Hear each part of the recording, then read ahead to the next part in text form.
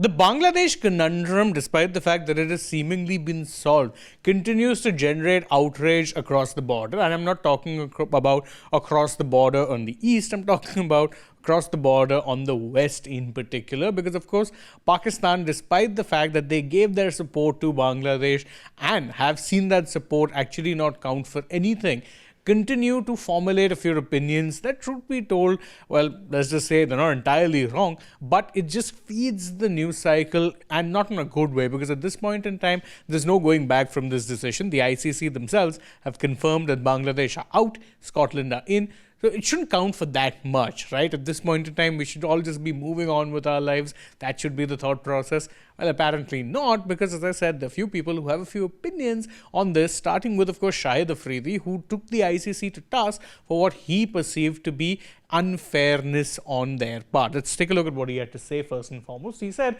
that I'm disappointed by the ICC's inconsistency. It accepted India's security concerns, yet is unwilling to be understanding for Bangladesh.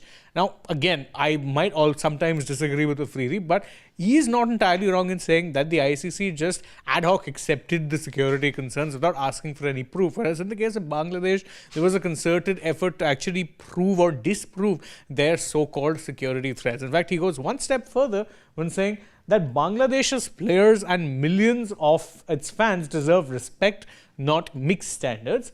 The ICC should build bridges, not burn them. Again, he's not entirely wrong here. I wish I could disagree with him entirely, but he's not really wrong. The ICC at this point in time, I'll give them some credit for actually taking a strong decision, but this strong decision wasn't quite taken for India, and by the way was also extended as a courtesy to Pakistan, because Pakistan also have hybrid model rights under the agreement that they came to with India. And another person who's been critical, well, I won't say he's from Pakistan, because obviously he's not, but he's had some association with the Pakistan team, whether it be in the international level or with PSL sides, and Jason Gillespie is that person. He took to X and posted a rather interesting critique where he said, look, has there been an explanation from the ICC why Bangladesh could not play their games outside of India? From memory, India refused to play Champions Trophy matches in Pakistan, and they were allowed to play those games outside of Pakistan.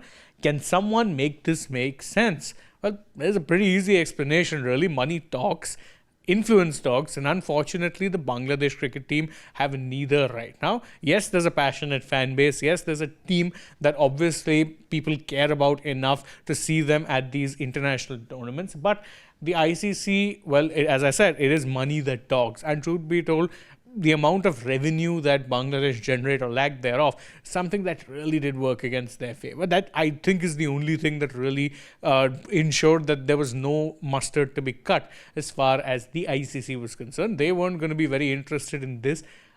The tale may have been different if it had to be in Australia, England, India, of course, raising such an issue. But I don't think Bangladesh trying to play hardball with the ICC was going to get them anywhere. And that's exactly what happened. But do you agree with what it is that Afridi and Gillespie have to say? Let us know that in the comments below. And don't forget, as always, to like this video, share it with your friends, subscribe to the channel if you haven't already, tap the bell icon, follow us also on social media. We're on Instagram, X, and Facebook. And stay tuned for more such updates from the world of sport.